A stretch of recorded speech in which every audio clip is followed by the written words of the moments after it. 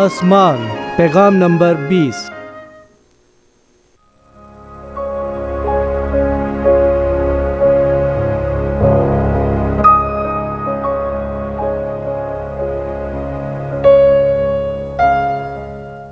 मुकाशफा 21 बाब 3 से 4 आयात। फिर मैंने तख्त में से किसी को बुलंद आवाज से ये कहते सुना कि देख, खुदा का खेमा आदमियों के दरमियान है और वो उनके साथ सकूनत करेगा और वो उसके लोग होंगे और खुदा आप उनके साथ रहेगा और उनका खुदा होगा।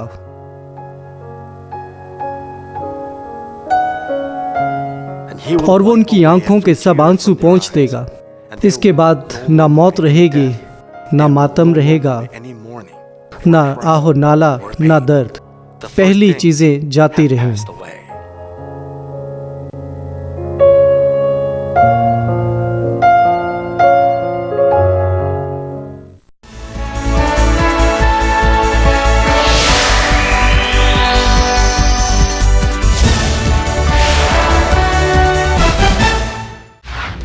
मॉन्यूमेंट सेंट्रल चर्च बहुत सी मकामी और बैनुल अक़वामी कलीसियाओं पर मुश्तमिल है, जो कि दुनिया के बेशतर ममालिक जैसे कि Kenya, America, Canada, Japan, France, India, Philippine और होंडुरस में वाक़ हैं। रेवरेंड डॉक्टर जे रॉकली ने पूरी दुनिया के ममालिक में क्रूसेड्स किए हैं, जैसे कि Uganda, Kenya, Japan, Pakistan, Philippine, Honduras, India, रूस, जर्मनी, पेरू, कांगो और न्यूयॉर्क अमेरिका शामिल हैं।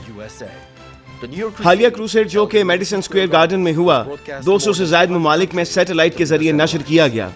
उनकी रूहानी और शिफाई इबादत को 200 से ज़ायद ममालिक में सैटेलाइट, रेडियो, टीवी और इंटरनेट के जरिए नशर किया गया है। सन 2000 में युगांडा में मुनक़दा इंजील मुक़द्दस क्रूसेड को CNN पर भी दिखाया गया और इन क्रूसेड्स की बुनियाद पर उन्हें बेदारी का आलमगीर रहनुमा करार दिया गया।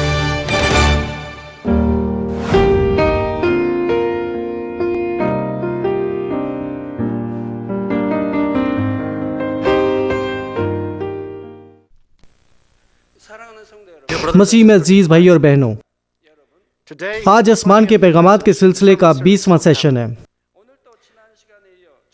ये गुज़िश्ता 3 सेशनों से आसमानी हयात के बारे में जारी रहेगा। आज का हवाला बयान करता है कि हमारा खुदा बाप आसमान की अब्दी बादशाहत में सदा हमारे साथ रहेगा, जहां मौत ना होगी, ना मातम, ना आहो नाला रहेगा। इसका मतलब है कि आसमान में फ़कत शादमानी, खुशी और राहत होगी। चंद ज़मीन पर ही आसमानी खुशी और शादमानी का मज़ा उठा रहे हैं, क्योंकि आप सच्चे दिल और कामिल ईमान की तकमील कर चुके हैं। जिस हद तक आप सच्चे दिल और कामिल ईमान के हामिल होते हैं, उसी हद तक आप ज़मीन पर आसमानी शादमानी और कनात के मालिक होते हैं। मसलन, अगर आपके खानदान के तमाम रुकन रूहानी दिल की तकमील कर चुके हैं और आप सबके आपस के ताल्लुकात बहुत अच्छे हैं और आप एक दूसरे से मोहब्बत करते और खिदमत करते हैं, तो क्या आपका घर जन्नत की मानंद ना होगा? यकीनन आपका घर फिरदौस की मानंद होगा। यकीन है कि आप में से बेशतर पहले ही से आसमान को अपना घर बना चुके हैं। वो सब इकट्ठे नहायत खुश दिखाई देते हैं। वो हमेशा सच्चाई की गुफ्तगू करते हैं। वो इकट्ठे हम्दो-सना, दुआ और प्रस्तुश करते हैं। हमारी कलीसिया के काफ़ी मेंबरान इस किस्म के ख़ानदान के हामिल हैं और इनमें दीगर कई शामिल भी हो रहे हैं।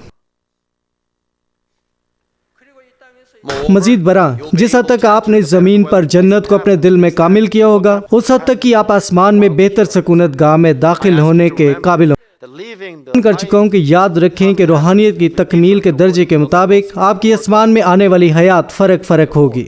लिहाजा मैं यस्सु के नाम में ये दुआ करता हूँ कि इस पैगाम के ज़रिए आप सब सच्चे दिल और कामिल ईमान पर काबिज हों, ताकि आपका घर, काम और कारोबार और रूहानी मरकज़ का मुकाम बन जाए, जो कि जन्नत की मानंद हो।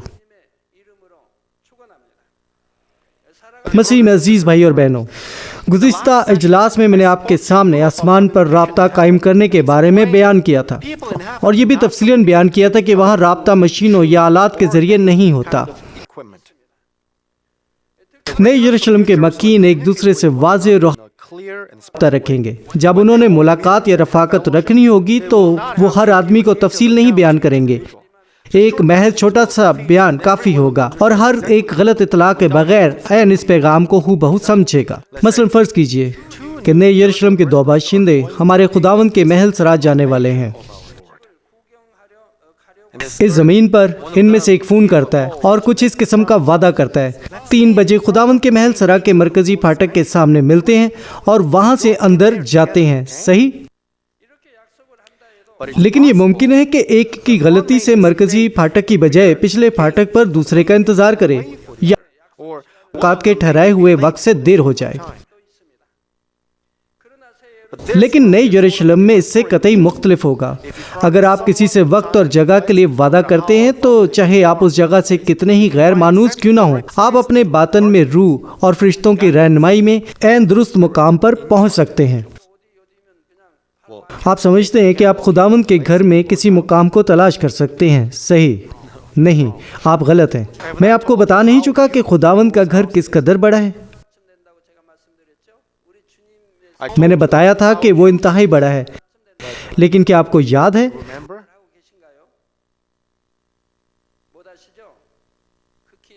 صرف چند افراد کو ہی یاد ہے؟ میں متعدد بار اس بارے میں آپ کو بیان کر چکا ہوں۔ ایک کان سے سن کر دوسرے کان سے نکال دینا بے فائدہ ہے، یقیناً یاد رکھنا آسان ہے۔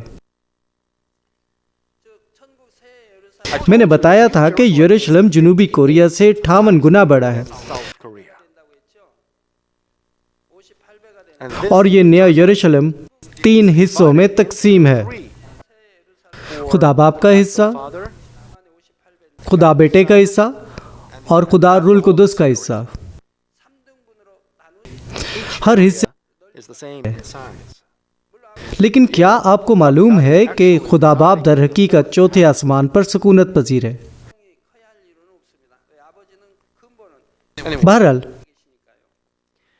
اگر آپ 58 کو 3 پر تقسیم کریں، آپ کو تقریباً 19 حاصل ملے گا، صحیح؟ بس یہ 19 اور معمولی سا بچے گا۔ تو خداوند کا گھر جنوبی کوریا سے تقریباً 19 گنا بڑا ہے۔ تو کیا یہ فطرتی بات نہیں ہے کہ آپ وعدہ کی ہوئی جگہ پر آسانی سے پہنچ جائیں؟ آسمانی زندگی پیچیدہ نہیں ہے۔ اگر آپ کوئی کام کرنے کا عزم کرتے ہیں تو آپ اسے اپنے منصوبے کے مطابق کر سکتے ہیں۔ بہرحال ایسا اس وقت ہی نہیں ہوتا جب وہ یروشلم میں داخل ہوتے ہیں اور وہاں ایک ثابت قدم زندگی بسر کرتے ہیں۔ جب سے انہوں نے اس زمین پر اپنی ہر کہی ہوئی سچی بات کو لا تبدیل طریقے سے پورا کیا ہے اور کبھی بھی عہد کے مطابق ملاقات میں تاخیر نہیں کی، اس وقت سے وہ ہر کام میں جو آسمان پر کرتے ہیں راست ٹھہرتے ہیں۔ وہ کرخت نہیں ہیں، بلکہ کسی بھی اور تمام حالات میں دوسروں کا خیال رکھتے ہیں۔ اب میں آپ کو تحریک دیتا ہوں کہ معائنہ کیجئے کہ کیا آپ کی زندگی کے لیے موضوع ہے یا نہیں۔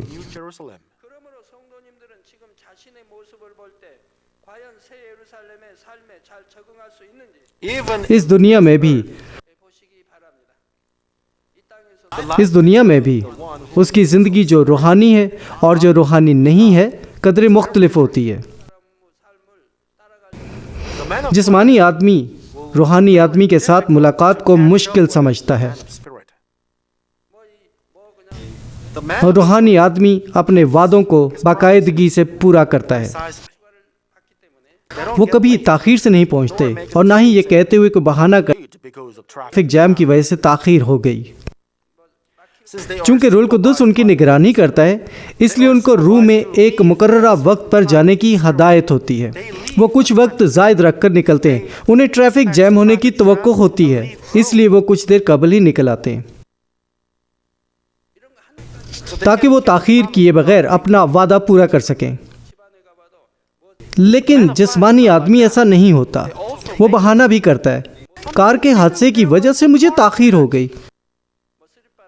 جب آپ روحانی آدمی کے گھر جاتے ہیں تو ہر چیز ترتیب اور درستگی سے مرتب ہوتی ہے۔ وہ اپنے گھر کو صاف ستھرا، وہ ہر چیز کو استعمال کے بعد اس کی مقررہ جگہ پر رکھتے ہیں، لیکن جسمانی آدمی کے ساتھ ایسا نہیں ہوتا۔ جسمانی آدمی کے لیے بہت مشکل ہے کہ وہ روحانی آدمی کے مساوی ٹھہرے۔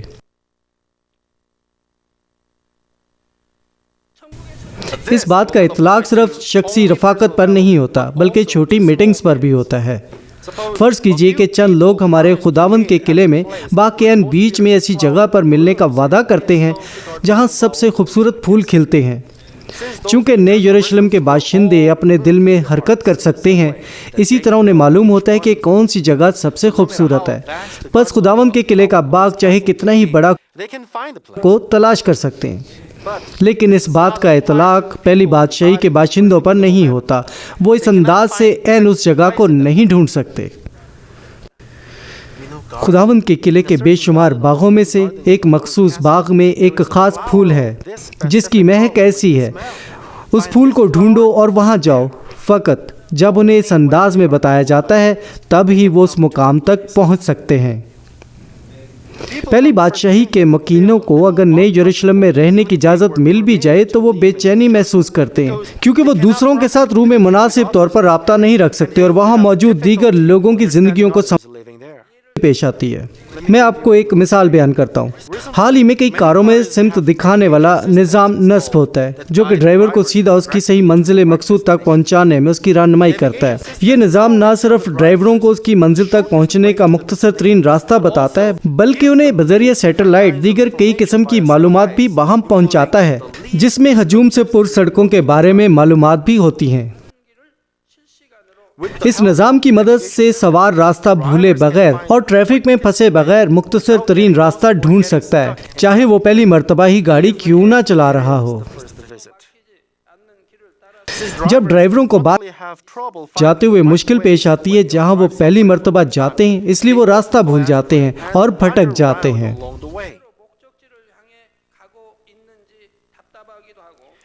سیر کے عین درمیان میں مشکل سے بچنے کے لیے انہیں اپنی کار کو کئی مرتبہ روکنا پڑتا ہے اور چلتے ہوئے لوگوں سے راستہ پوچھنا پڑتا ہے۔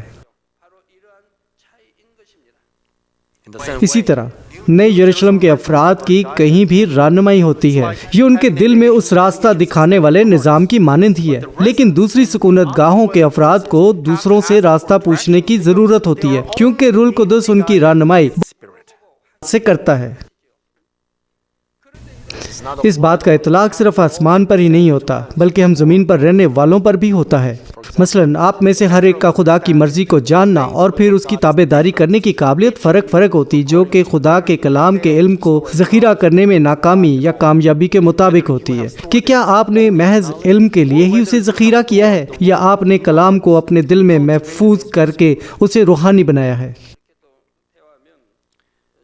جب میں عبادتوں میں منادی کرتا ہوں میں اسے بہت واضح اور صاف کر دیتا ہوں،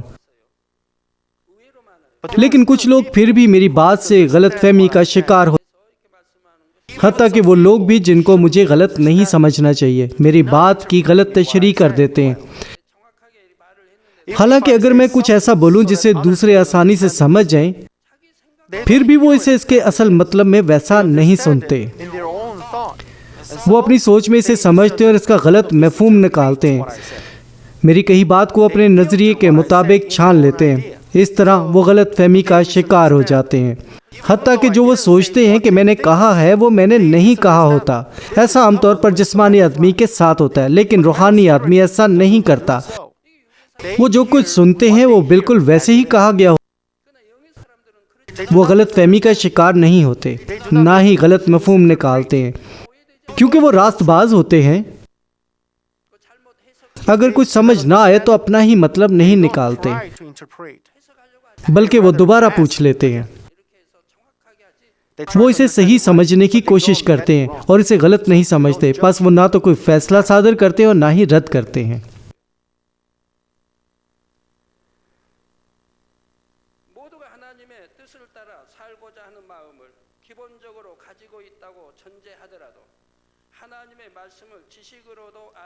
کچھ نو مرید یہ بیان ان کے روزے کے بعد وہ بحالی کی خوراک کی بجائے معمول کے مطابق کھانا کھاتے تھے کیونکہ وہ فضل سے معمور تھے۔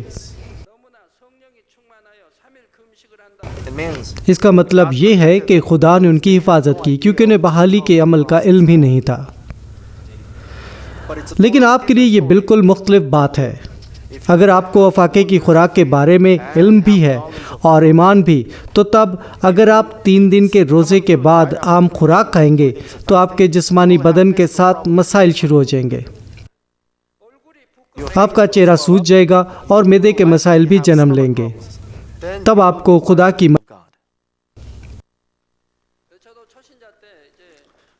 جب میں نیا مسیحی تھا تو میں بارہا 3 اور 7 دن کا روزہ رکھتا تھا۔ میں سیول نیشنل یونیورسٹی کے عقب میں واقع ایک پریئر سینٹر میں جایا کرتا تھا۔ مجھے اب وہ یاد نہیں ہے۔ بہرحال میں نے پہلی مرتبہ 7 دن کا روزہ وہیں رکھا تھا۔ روزے کے فوراً بعد جب میں بس کا انتظار کر رہا تھا، میں نے ڈونٹ کھا لیا۔ بہت بھوکا تھا۔ بس 7 دن کے روزے کے فوراً بعد میں نے اسے کھایا اور گھر واپس آ گیا اور اپنی بیوی سے کہا کہ میرے لیے کچھ کھانے کے لیے پکائے۔ میں نے بہت زیادہ کھا لیا۔ وہ بہت لذیذ کھانا تھا۔ میں اسے صحیح طرح سے ہضم کر سکتا تھا۔ جب میں نے بعد میں مزید ایک اور روزے کا اختتام کیا تو میں نے بالکل ویسا ہی کیا۔ جب میں اوسانلی پریئر سینٹر میں روزے میں ٹھہرا تھا تو ایک بزرگ نے روزے کے متعلق تفصیل سے بیان کیا۔ اس نے کہا کہ روزے کے بعد ہمیں افاقے یا بحالی کی خوراک کھانی چاہیے، لیکن میں نے نظر انداز کیا کیونکہ اس وقت تک افاقے کی خوراک کے بغیر بھی مجھے کوئی مسئلہ پیش نہیں تھا۔ میرے خیال میں مرد ایمان تو کچھ بھی، لیکن جب میں نے روزے کے بعد معمول کی خوراک نوش کی تو مشکل میں پڑ گیا۔ جب تک میں افاقے کی خوراک کے بارے میں لاعلم تھا، خدا میری حفاظت کرتا رہا، لیکن جب اس بات سے واقف ہونے کے باوجود میں نے فرما برداری نہ کی تو خدا نے میری حفاظت نہ کی۔ میرا چہرہ سوج گیا اور میری طبیعت خراب ہو گئی۔ بس میں نے توبہ کرنے کے بعد دوبارہ 3 دن کا روزہ رکھا۔ اس وقت کے بعد سے میں روزے کے اصولوں پر کاربند رہا۔ چنانچہ جس حد تک آپ خدا کے کلام کو سمجھتے ہیں اس کی تابع داری کرنے کے قابل ہوتے ہیں، لیکن روزمرہ کی زندگی میں فرما برداری اور خدا کے کاموں کی تکمیل کرنا آپ میں سے ہر ایک کی زندگی میں اپنے دل کو روحانی بنانے مطابق فرق ہوتا ہے۔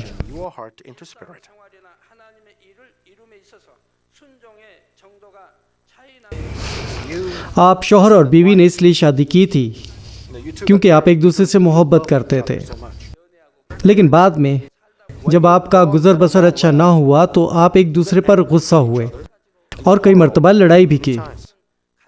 چنانچہ آپ کا رفیق حیات آپ کے ساتھ متفق نہیں ہوتا، اس لیے آپ اس سے بحث کرتے ہیں، کیا نہیں کرتے؟ گویا کہ آپ اس وقت ان تمام باتوں سے چھٹکارا پانے کے عمل میں ہوں۔ جب تک آپ ان سے مکمل طور پر رہائی حاصل نہیں کر لیتے، آپ صحیح؟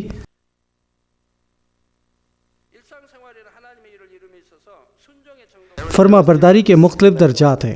اگر آپ اپنے باطن میں مکمل طور پر روحانیت کی تکمیل کر چکے ہیں تو چاہے خدا آپ کو کچھ بھی کرنے کے لیے حکم کیوں نہ دے، اور چاہے وہ احکامات انسانی علم اور نظریے کے مطابق سمجھنے میں کتنی مشکل کیوں نہ ہوں، آپ اپنے باطن میں روح القدس کی رہنمائی کے وسیلے ان کی فرما برداری کر سکتے ہیں۔ آپ ان کو سمجھنے کی کوشش بھی نہیں کرتے۔ جب یہ لکھا ہوتا ہے آپ بس فرما برداری کرتے ہیں، آپ جدید سائنس اور تکنیک کے ساتھ اس سے دلیل بازی نہیں کرتے، آپ بس فرما برداری کرتے۔ جب آپ ایسا کرتے ہیں تو آپ انتہائی جلد روح میں آ جاتے ہیں۔ یقین کے ساتھ تابع داری کرتے ہیں تو آپ ایسا کر سکتے ہیں۔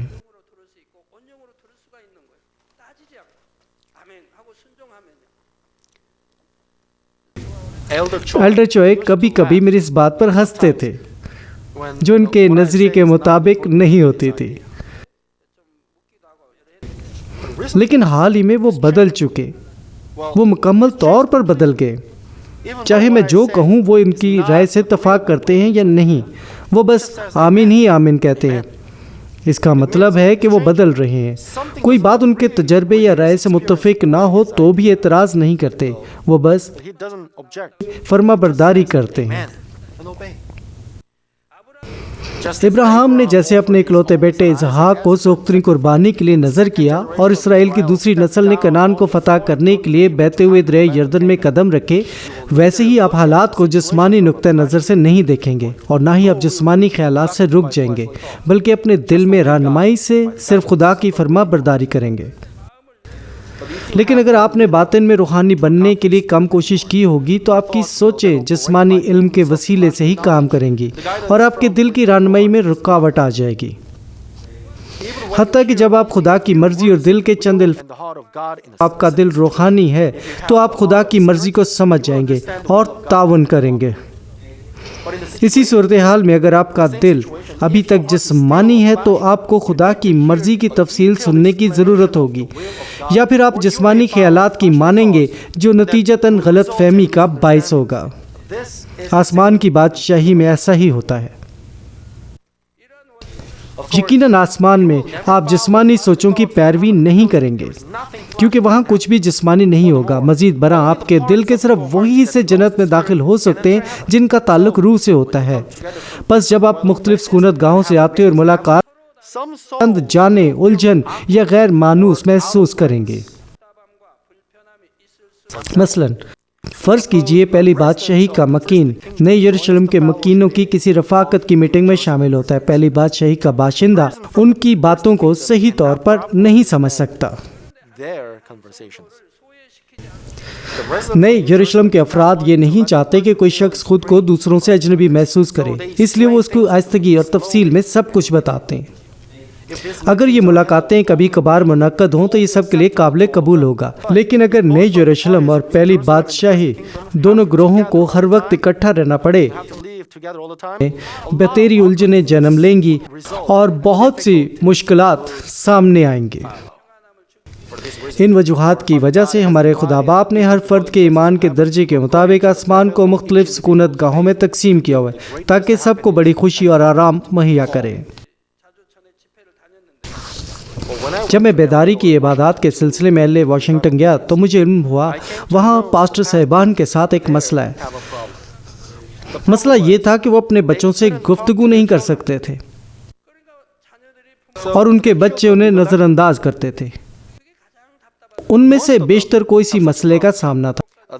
ان پاسٹر صاحبان وہاں عرصہ 10، 20 یا 30 سال سے رہ رہے تھے، لیکن ابھی تک وہ انگریزی میں اتنے اچھے نہیں تھے۔ چونکہ وہ انگریزی اتنی اچھی نہیں بول سکتے تھے، اس لیے ان کے لیے ریسٹورنٹ میں جانا آسان نہ تھا۔ جب ان کے بچے اسکول جاتے تو وہ اپنے امریکی دوستوں سے صرف انگریزی ہی سیکھتے تھے، کیونکہ ان کے تمام دوست انگریزی بولتے تھے۔ پس وہ اپنی کمزور انگریزی کی وجہ سے اپنے بچوں سے گفتگو جاری نہ رکھ سکتے۔ تو مسئلہ یہ درپیش ہوا کہ وہ اپنے بچوں کی اور ان کے بچے ان کی نہیں سمجھتے تھے۔ پس انہوں نے مجھے بتایا کہ یہ بہت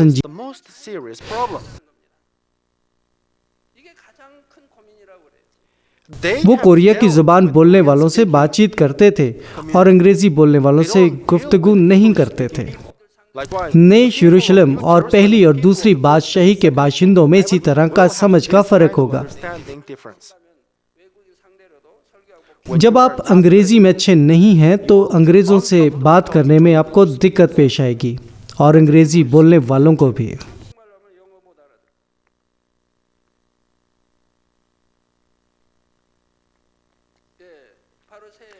پس نئے یروشلم کے رہائشیوں کو آپس میں بات کریں گے تو فردوس، پہلی سلطنت اور دوسری سلطنت والے لوگوں کو سمجھنا مشکل ہوگا۔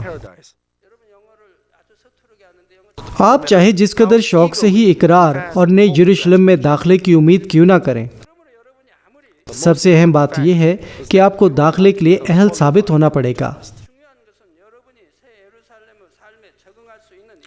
مسیح میں عزیز بھائی اور بہنوں، آسمان کی بادشاہی میں داخلے کے بعد آپ کا زیادہ تر وقت خدا کے حضور پرستش کی عبادات کی نظر گزارنے میں اور روحانی عالم کا لامحدود ہوگا۔ زمین پر وقت مقررہ پر ہونے والی عبادات کو گزارنے کی طرح آسمانی پرستش کی عبادات بھی اولاً حسب معمول انداز میں منعقد ہوں گی۔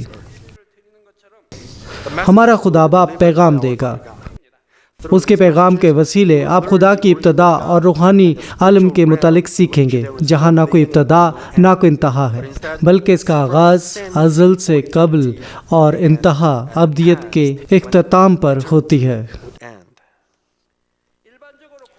عام طور پر اچھے طلبہ اپنی کلاس کا انتظار کرتے اور اپنے اساتذہ کو یاد کرتے ہیں۔ وہ جو انگریزی میں اچھے اساتذہ کو پیار کریں گے، اور وہ جو ریاضی میں بہترین ہے وہ ریاضی کے استاد کو پیار کریں گے۔ مسیحیوں کے لیے بھی ایسا ہی ہوتا ہے۔ آپ میں سے وہ جو خدا کو پیار کرتے ہیں اور روح اور سچائی سے اس کی پرستش کرتے ہیں، وہ پرستش کی عبادات کا انتظار کرتے ہیں، اور چرواہے کی آواز کو جو زندگی کے کلام کی منادی کرتی ہے شوق سے سننے کے مشتاق ہوتے ہیں۔ جب آپ خدا سے محبت رکھتے ہیں تو آپ خداوند اور چرواہے سے بھی محبت رکھیں گے۔ آپ خدا کے کلام کو عزیز رکھیں گے، اور پھر آپ ہفتے کے دنوں میں بائبل کو پڑھنے کی کوشش کریں گے، کیونکہ یہ خدا کا کلام ہے اور کلام خدا ہے، اس لیے آپ بائبل کو خزانہ جانیں گے۔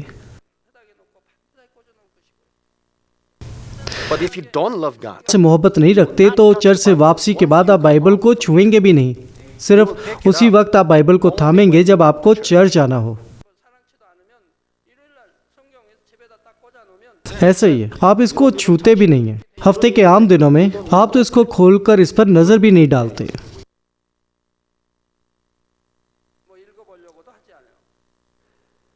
تب آپ یہ نہیں سوچتے کہ پیغام بہت طویل ہو رہا ہے، اور نہ ہی عبادت میں اکتاہٹ محسوس کرتے، بلکہ شاید ایسا محسوس کریں جیسے عبادت کا وقت یکدم گزر گیا۔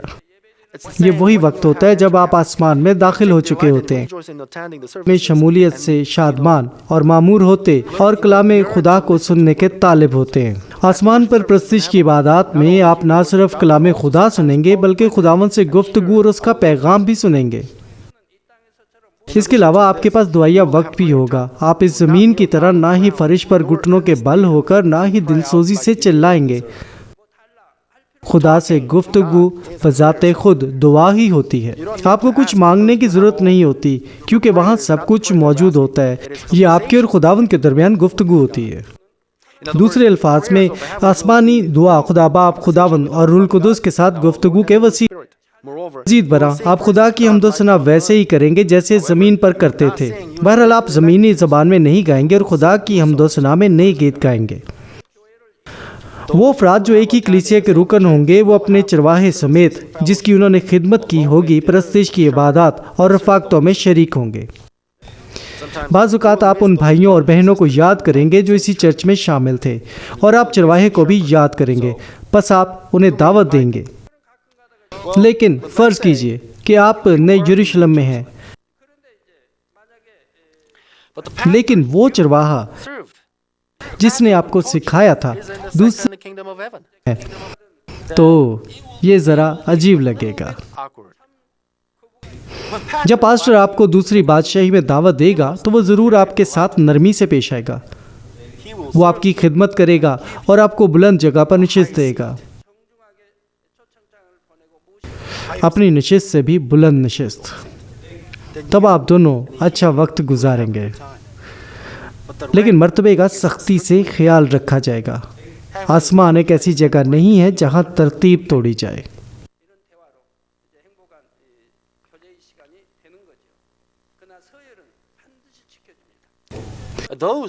چرچ کے ان لوگوں کی جنہوں نے ایک مذہبی زندگی بسر کی ہوگی اور سخت آزمائشوں پر غالب آئے ہوں گے، قریبی دوستی ہوگی اور وہ محبت بھری رفاقت سے لطف اٹھائیں گے۔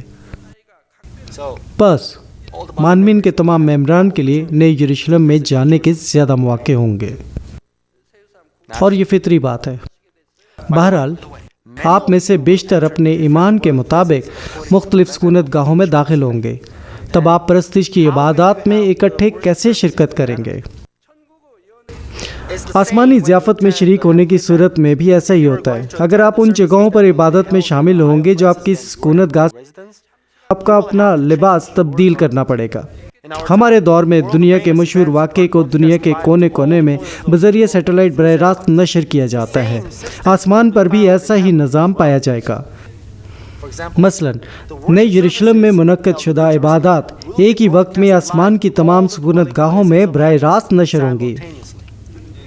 آسمان کا ایک ہی وقت میں نشریاتی نظام پیچیدہ مشین نہیں ہوگی۔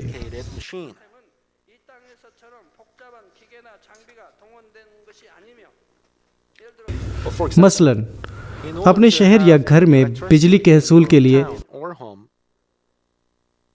بجلی کے کھمبے لازماً نصب کیے جاتے ہیں۔ یا بجلی کی تاریں زیر زمین بچھائی جاتی ہیں، اور آپ کو پاور پلانٹ کی بھی ضرورت ہوتی ہے جو بجلی مہیا کرتا ہے۔ لیکن ہمیں آسمان پر ان کی ضرورت کیوں کر ہوتی ہے؟ خدا کا جلال آسمان کے ہر کونے میں چمکتا ہے، اس لیے وہاں تاریکی نہیں ہے۔ تاروں کی بدولت کوریا سے امریکہ کال کی جا سکتی ہے، یا پھر رابطے کے لیے سیٹلائٹ موجود ہیں۔ زمین پر نظام اسی طریقے سے چلتا ہے، صحیح؟ مجھے صحیح سے علم نہیں ہے کہ کس نے ٹیلی فون کالوں کے لیے زیر زمین فائبر آپٹک تاریں بچھائی تھیں۔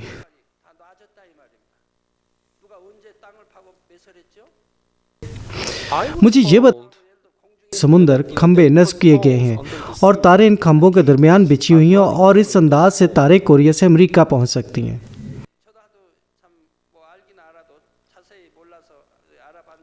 مجھے صحیح طرح علم نہیں، لیکن مجھے ایسے ہی بتایا گیا تھا کہ زیر سمندر کوریا سے امریکہ تک تاریں بچھائی گئی ہیں، اور اس انداز سے تاریں کوریا سے امریکہ پہنچ سکتی ہیں۔ اگر سمندر کھمبے نصب کرنے کے لیے کچھ زیادہ گہرا ہو تو کیا ہو؟ اس صورت میں تاریں کھمبوں کے درمیان لٹک رہی ہوتی ہیں۔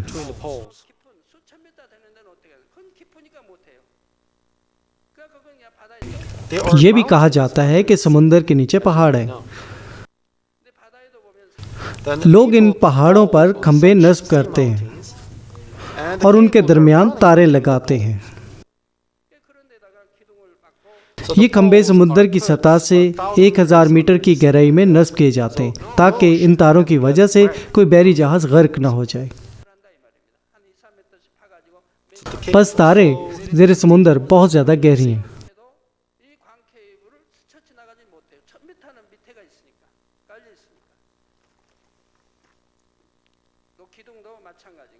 تب میں متجسس تھا، اگر تار کو شارک مچھلی دانت سے کاٹ لے تو کیا ہو؟ تب مجھے بتایا گیا کہ مقناطیسی لہروں کی وجہ سے جو تاروں سے خارج ہوتے ہیں، شارکیں انہیں دانت سے نہیں کاٹتے، اور تاریں اتنی مضبوط اور سخت ہوتی ہیں کہ مچھلیاں انہیں نہیں کاٹتی۔ وہ تاریں یقیناً سمندر کی 1000 میٹر کی گہرائی میں نصب ہوتی ہیں۔ وہ کیوں اتنی گہرائی میں تاروں کو دانت سے کاٹنے کے لیے جائیں؟ پس تاروں کی بدولت ہم امریکہ یا دیگر ممالک میں فون کال کر سکتے ہیں۔ آسمان پر یہ ضروری نہیں ہوتا۔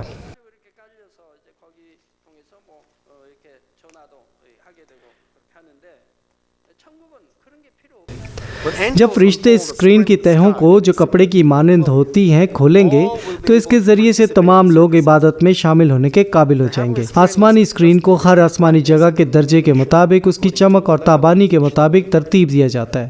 یہ اسکرین تمام افراد کو ہر چیز انتہائی واضح اور شفاف دکھاتی ہے، ایسے جیسے وہ خود وہاں موجود ہوں۔ اسکرین پر تاریکی ہوتی ہے،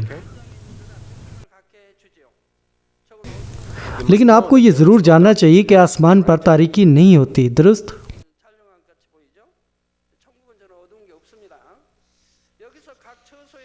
اسکرین کی روشنی کو کنٹرول کرنے کی بنیادی وجہ یہ ہے کہ وہ جو تیسرے آسمان پر ہیں، اس روشنی کی بدولت جو خدا جو کہ نئے یروشلم میں کلام سنا رہا ہے کہ ظہور سے نکلنے والی تیز اور آنکھوں کو چدیا دینے والی روشنی ہے، اپنی آنکھیں نہیں کھول سکتے، لیکن ہمارا خدا باپ ہمیں سکونت کے لیے بہترین حالات مہیا کرنا چاہتا ہے، اور اپنے خدا باپ اور نئے یروشلم کے ظہور کو ہم پر آشکارا کرتا ہے، ان پر بھی جو نئے یروشلم میں داخل ہونے میں ناکام رہے۔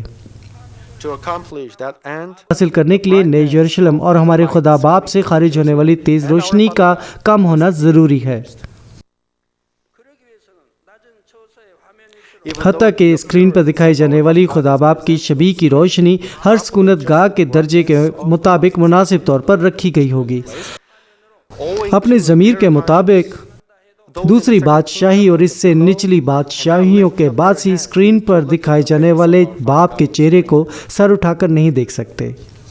دوسری بادشاہی اور اس سے نچلے درجے کے رہائشیوں کے لیے بھی ایسا ہی ہوگا۔ وہ جو فردوس میں ہیں، اسکرین پر خدا کا چہرہ نہ دیکھنے پر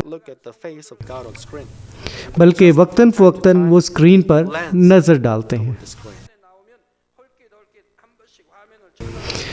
آپ اس بات کا ضرور علم رکھیں کہ بائبل حق ہے۔ جیسا کہ عبرانیوں میں لکھا ہے، تم ہر انسان کے ساتھ اچھے تعلقات پروان چڑھاؤ اور ایسی پاکیزگی کو جس کے بغیر کوئی خدا کو نہیں دیکھ سکتا۔ اگر آپ انسانوں سے اچھے تعلقات قائم کرتے ہیں تو آپ پیشتر ہی پاک ہیں، اور خداوند کے لیے دلہن کی مانند خود کو آراستہ کرنے کا عمل مکمل کر لیں۔ آپ نئے یروشلم میں داخلے کی قابلیت کے قریب ہیں۔ صرف ایسے افراد ہی خدا کو دیکھیں گے۔ اگر آپ ایسا نہیں کرتے تو آپ بائبل کے کو نہیں دیکھ سکتے۔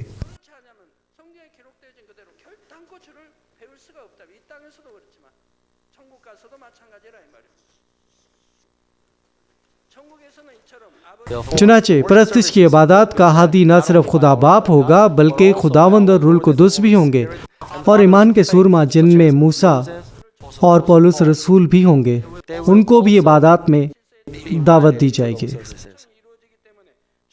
آسمان میں دعوت نامے روحانی اصولوں کی ترتیب کے مطابق ترتیب دیے جاتے ہیں۔ اگر آپ ایمان کے سرماؤں کو دعوت دینا چاہتے ہیں جو کہ آسمان کے اعلیٰ درجے پر ہیں تو آپ کو اس کے قابل ہونا پڑتا ہے۔ بھائی اور بہنوں، افزائش کی تاریخ کے دوران آپ کو بتیری روحانی باتیں سکھائی جاتی رہی، لیکن اس میں معلومات کا بیشتر حصہ آسمان میں داخلے کے متعلق ہے۔ بس آپ کو ان باتوں کو سمجھنا چاہیے۔ سیکھنے کا کوئی اختتام نہیں ہوتا۔ کیا اس زمین پر بھی سیکھنے کا کوئی اختتام نہیں ہوتا؟ یہاں تک کہ آپ ڈاکٹر ہیں تو کسی خاص شعبے کے ڈاکٹر ہوتے ہیں۔ اگر آپ میڈیکل ڈاکٹر ہیں تو آپ صرف میڈیکل کے میدان سے ہی واقف ہوتے ہیں۔ اگر آپ پاسٹرل ڈاکٹر ہیں تو آپ بائبل کے متعلق ہر بات کو جانتے ہیں۔ کیا آپ جانتے ہیں؟ اگر آپ روح میں مکمل بائبل کو جاننا اور اس کی تشریح کرنا چاہتے ہیں، اس کے لیے آپ کو کئی اشروں تک مطالعے کی ضرورت ہوتی ہے۔ گویا کہ میں آپ کو مستعدی سے سب کچھ تفصیلاً بتاتا ہوں جو میں نے خدا سے بائبل کے متعلق سیکھی ہیں، لیکن وہ سب آدھی باتیں بھی نہیں ہیں۔ پچھلے 25 برسوں سے اگر آپ ڈریگن فلائی نامی ایک کیڑے کے متعلق جاننا چاہتے ہیں تو آپ کو سال ہر سال ڈاکٹریٹ کی ڈگری حاصل کرنے کے لیے اس کا مطالعہ کرنا پڑتا ہے۔ ایک ڈاکٹر ہے جس نے صرف جاپان کی مکھیوں کے بارے میں تحقیق کی تھی۔ اس نے صرف ان کی ٹانگوں کے متعلق تحقیق کی۔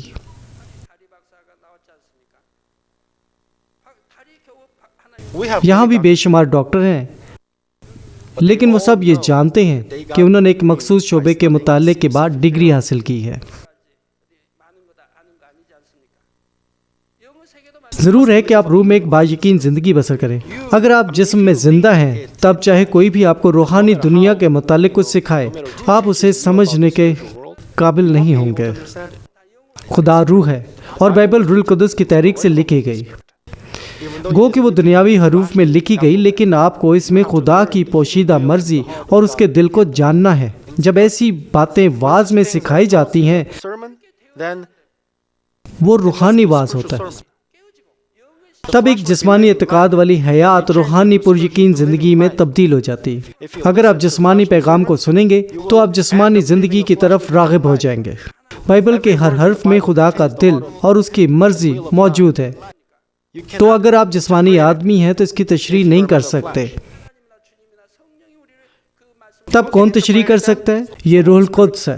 ہم صرف اس وقت اسے سمجھ سکتے ہیں جب روح القدس اس کی تشریح کرے۔ جب بائبل کی تشریح جسم میں کی جاتی ہے تو کون اسے بدل سکتا ہے؟ وہ سب ایک والی زندگی بسر کرتے ہیں۔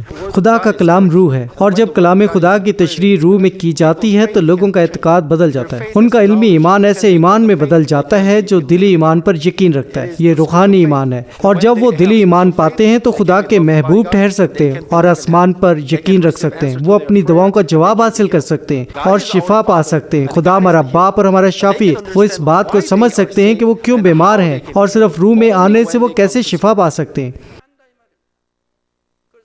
اس لیے انہیں روحانی پیغام سننا پڑتا ہے اور روحانی باتوں کا مطالعہ کرنا پڑتا ہے، تب وہ روح میں آتے اور تبدیل ہو جاتے ہیں۔ اس لیے ہمیں نئی دنیا، روحانی عالم اور جنت کے بارے میں سیکھنا ہے۔ ہمیں یہ سب سیکھنا پڑے گا۔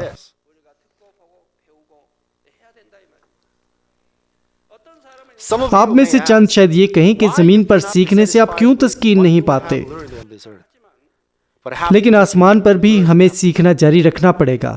یاد رہے کہ آپ روحانی تربیت کے لیے ضروری باتوں کے متعلق سیکھتے ہیں، لیکن اصل میں تفصیل سے سیکھیں گے۔ آسمان کی ابدی بادشاہی میں سیکھنے کا کوئی آخر نہ ہوگا۔ آپ نے زمین پر چاہے جس قدر ہی کیوں نہ سیکھا ہو، خدا کے مکمل طور پر نہیں سیکھ سکتے ہیں، اور نہ ہی اس خدا کی گہرائیوں کا اندازہ لگا سکتے ہیں جو ابدی ہے اور جو کائنات اور اس کی تمام چیزوں پر حکمران ہے۔ گو کہ آپ نے خدا کا کافی کلام سنا ہو، لیکن آپ نے ان سب کو اپنی خوراک نہیں بنایا۔ جس قدر آپ روح میں آتے ہیں اسی قدر آپ خوراک حاصل کرتے ہیں۔ آج صبح میرے گھر پر ایک بزرگ آئے، وہ تقریباً 70 سال کے ہوں گے۔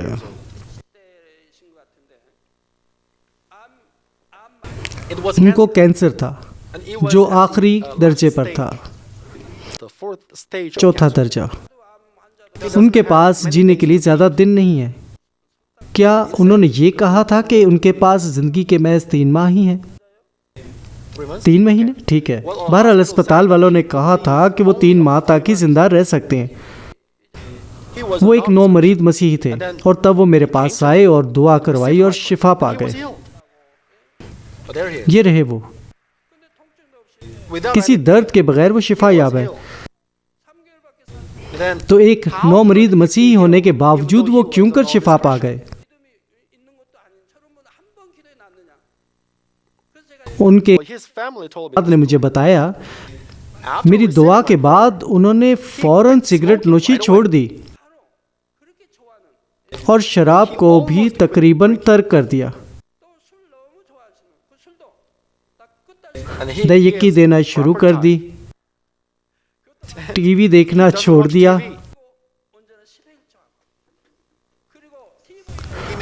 وہ شاید GCN ٹی وی دیکھتے ہیں۔ انہوں نے تمام دنیاوی باتوں سے قطع تعلق کر لیا، کیونکہ ان کا دل ایسا تھا، گو کہ ان کا کینسر آخری درجے پر تھا اور ان کے پاس جینے کے لیے صرف 3 ماہ ہی تھے۔ انہوں نے شفا دی۔ گو کہ وہ روحانی ایمان سے لیس نہیں تھے، لیکن چونکہ انہوں نے فوراً تابع داری کی، اس لیے خدا نے ان کے دل کو دیکھتے ہوئے انہیں شفا بخشی۔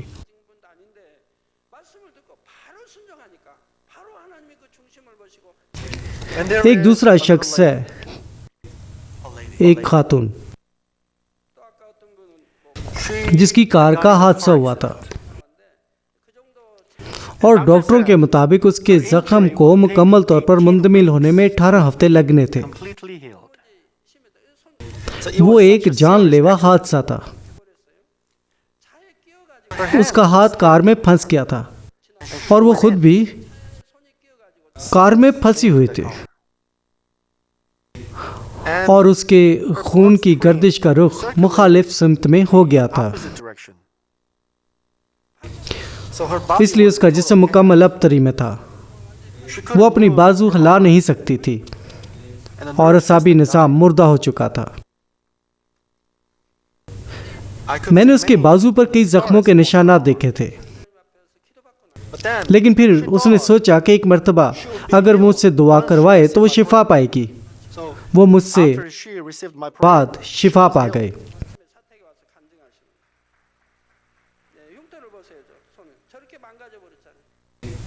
اب وہ اپنا بازو ہلا سکتی ہے اور اس کے اعصابی نظام نے بھی کام کرنا شروع کر دیا ہے۔ پس وہ میرے گھر آئی اور اپنی شفا کی گواہی دی۔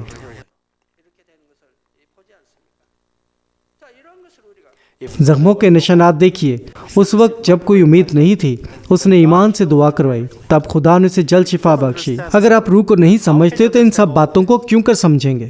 آپ کو ضرور روح کو سمجھنا چاہیے اور اپنے ایمان کا اظہار خدا آپ پر کام کرے گا۔ ہمارا سیکھنے کا عمل جنت سے شروع ہوتا ہے، چونکہ خدا کی بادشاہی کی کوئی حد نہیں ہے، اس لیے وہاں سیکھنے کا بھی کوئی اختتام نہیں ہے۔ ہم چاہے جتنا ہی مطالعہ کیوں نہ کر لیں، ہم خالق خدا کے متعلق جو ابد سے ہے پوری معلومات کے متعلق نہیں سیکھ سکتے۔ ہم خدا کی جو ابد سے ابد تک ساری کائنات کا حکمران ہے، لامحدودیت نہیں ماپ سکتے۔ اگر آپ لامحدود جہان میں داخل ہو چکے ہیں تو بالآخر آپ کو یہ احساس ہوگا کہ ابھی سیکھنے کے لیے بتیری باتیں موجود ہیں۔ اس زمین کے برعکس وہ باتیں جو آپ آسمان پر سیکھیں گے نہایت خوشکن ہوں گے۔ آپ ایک فرض کے تحت نہیں سیکھیں گے اور نہ ہی بیٹھیں گے۔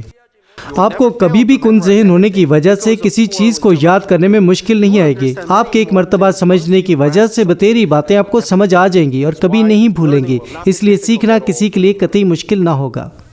جب آپ کو روح کا علم سکھایا جاتا ہے تو آپ محض بیٹھ کر تقریر ہی نہیں سنیں گے۔ مثلا آپ کو خدا کی تخلیق کی دستیابی کے بارے میں سکھایا جائے گا تو بڑی اسکرین پر بہترین آواز کے ہمراہ ویڈیو دکھائی جائے گی اور آپ کو ایسا معلوم ہوگا جیسے آپ خود اس وقت وہاں موجود تھے، یعنی وہ سب کچھ وقوع پذیر ہو رہا تھا۔ اس ویڈیو میں روشنی کی تخلیق اور روشنی کا تاریکی سے دکھایا جائے گا۔ جب خدا کی اصل آواز یہ کہتی ہے روشنی ہو جا، اور پانیوں کے درمیان کی فضا کی تخلیق اور پانیوں کا تقسیم کیا جانا بھی دکھایا جائے گا۔ یہ سب ناقابل بیان ہے، پر جب ہم تخلیق کی تاریخ پر سے پردہ اٹھتا دیکھیں گے تو خدا کی تعظیم اور احترام میں اپنی حمد اور پرستش کی نظر گزرانتے ہوئے اپنا سر تسلیم خم کریں گے۔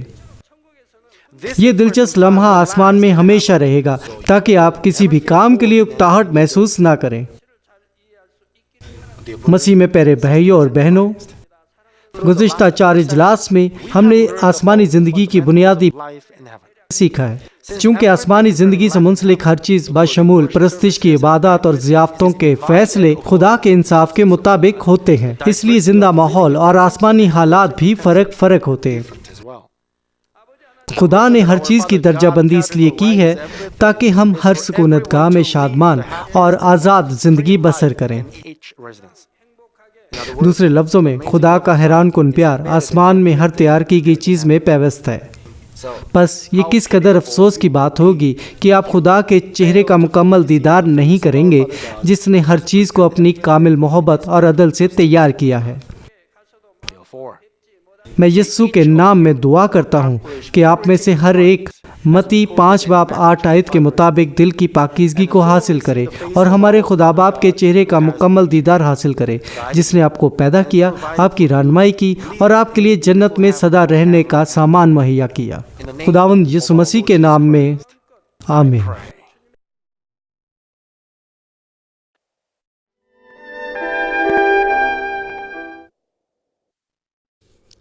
بیماروں کے لیے دعا۔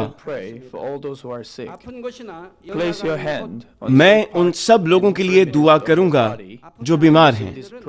آپ اپنے بدن کے اس حصہ پر اپنا ہاتھ رکھ لیں جہاں پر بیماری ہے اور اس دعا سے استفادہ کیجیے۔ اگر آپ بیمار نہیں ہیں لیکن اپنی دلی مرادیں پانا چاہتے ہیں تو اپنا ہاتھ اپنے سینے پر رکھ لیجیے۔ خدا کا زندہ کلام وقت اور فاصلے کی قیود سے آزاد ہے اور آپ کے ایمان کے مطابق آپ کے لیے کام کرے گا۔ آپ جہاں کہیں بھی ہوں، اگر ایمان کے ساتھ اس دعا کو قبول کریں گے تو آپ خدا کی قدرت کے حیران کن کام دیکھیں گے۔ ہاللویہ! قادر مطلق خدا، تو جو محبت ہے، اپنے بچوں پر اپنے ہاتھ کو رکھ اور تمام GCN دیکھنے والوں پر بھی جو ایمان سے اس دعا کو ٹی وی کے ذریعہ قبول کرتے ہیں۔ اپنا ہاتھ ان پر رکھ اور اپنے عجیب کام جو وقت اور فاصلے کی قیود سے آزاد ہیں ان تمام لوگوں کی زندگیوں میں دکھا جو دنیا کے کسی بھی کونے میں ہیں۔ ان کو ایسا ایمان عطا فرما جس کے وسیلہ سے ان کے تمام شکوک و شبہات ختم ہو جائیں، ان کی زندگی سے تمام دکھ اور مشکلات جاتی رہیں۔ روح القدس کی آگ سے جلا کر اور یسوع کے پاک خون کے وسیلہ سے دھو کر پاک کر دے۔ سر سے لے کر پاؤں تک سارے جسم میں خدا کی عظیم تخلیقی قوت آشکار ہو۔ میں خداوند یسوع مسیح کے نام سے دشمن ابلیس اور شیطان، تمام بیماریوں، جراثیموں اور کمزوریوں کو حکم دیتا ہوں کہ ان بدنوں سے الگ ہو جائیں۔ تمام چھوت کی بیماریاں جاتی رہیں۔ ہر وہ بیماری جو لا علاج ہے اور نئی دریافت شدہ بیماریاں روح القدس کی آگ سے جل کر بھسم ہو جائیں۔ آپ بیماری سے پاک ہو کر زور پائیں۔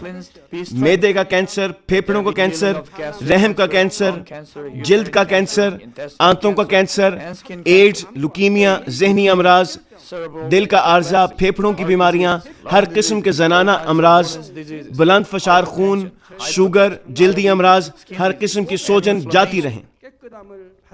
پولیو، فالج، جوڑوں کا درد اور کمر کا درد یسوع مسیح کے نام میں ختم ہو جائیں۔ ہر قسم کا سر درد اور حادثات کے نتیجے میں پیدا ہونے والی ہر جسمانی تکلیف یسوع کے نام میں جاتی رہے۔ بیماری کی وجہ سے تھکان، نزلہ، زکام اور گلر جیسی بیماریاں روح القدس کی آگ سے جل کر بھسم ہو جائیں۔ مرگی، ذہنی معذوری، ذہنی دباؤ اور تمام ذہنی بیماریاں یسوع مسیح کے نام سے جاتی رہیں۔ ہر قسم کی تاریکی ختم ہو جائے اور ان کے دلوں میں اطمینان اور شادمانی آ جائے۔ خدا باپ تخلیق کی عظیم ترین قوت کے وسیلہ سے یہ جسم جو کمزور ہو چکے ہیں دوبارہ سے زور پائیں، فالج کے جکڑے آزاد ہو جائیں اور لنگڑے چلنا اور چھلانگے لگانا شروع کریں۔ نظر کی کمزوری جاتی رہے، بہرے سننا شروع کر دیں، اندھے بینائی حاصل کریں اور گونگے لوگ بولنا شروع کر دیں۔ خدا باپ بانجھ خواتین کو اولاد کی برکت عطا فرما، ٹوٹی ہڈیوں کو جوڑ دے اور جسم کے تمام جلے ہوئے حصے مکمل طور پر شفا یاب ہو جائیں۔ نشہ کی لعنت میں گرفتار لوگوں کو روح القدس کی آگ کے وسیلہ سے پاک اور صاف کر دے۔ جسم کے تمام مردہ خلیے زندہ ہو جائیں، تمام تاریکی جاتی رہے اور ابلیس کی قوتیں نکل جائیں۔ میں یسوع مسیح کے نام سے حکم دیتا ہوں کہ دشمن ابلیس، شیطان اور ہوا کی عملداری کا حاکم اپنا قبضہ چھوڑ دیں اور ان کے تمام قاصد بھی یسوع مسیح کے قادر نام میں نکل جائیں۔ تاریکی کی ناپاک، دھوکہ دینے والی اور گمراہ کر دینے والی قوتیں یسوع کے نام میں دور ہو جائیں۔ بے ایمانی اور نا انصافی کی بدروہیں جاتی رہیں، تمام تاریکی جاتی رہے، تیرا نور چمکے۔ خدا باپ ان کی روحوں کو بھی ان کے جسم کے ساتھ مضبوط فرما، ان کو قوت دے کہ یہ تجھ کو پکار سکیں، ان کو قوت دے کہ یہ اپنے گناہوں کو ترک کر سکیں، ان کی جانیں اس دنیا میں راحت پائیں اور ان کی زندگیاں خوشحال ہوں۔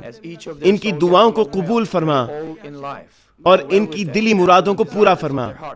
ان کی زندگیاں ایمان، امید اور محبت میں ترقی کرتی چلی جائیں اور ان کے خاندان بھی تیری نجات کے پیغام کو سن کر قبول کریں اور نجات حاصل کریں۔ ان کے خاندانوں کو ہر قسم کے حادثات اور تباہیوں سے محفوظ رکھ اور ان کو برکت دے کہ وہ ایک خوشحال زندگی بسر کریں۔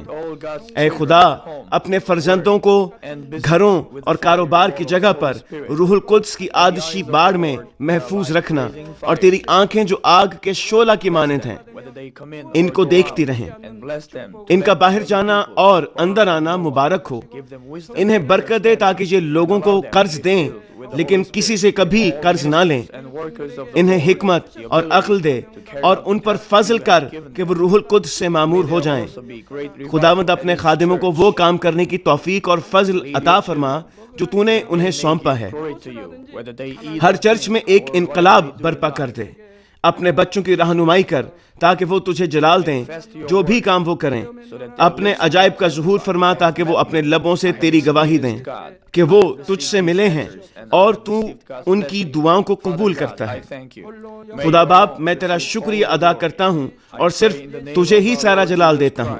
میں خداوند یسوع مسیح کے نام میں یہ دعا کرتا ہوں، آمین۔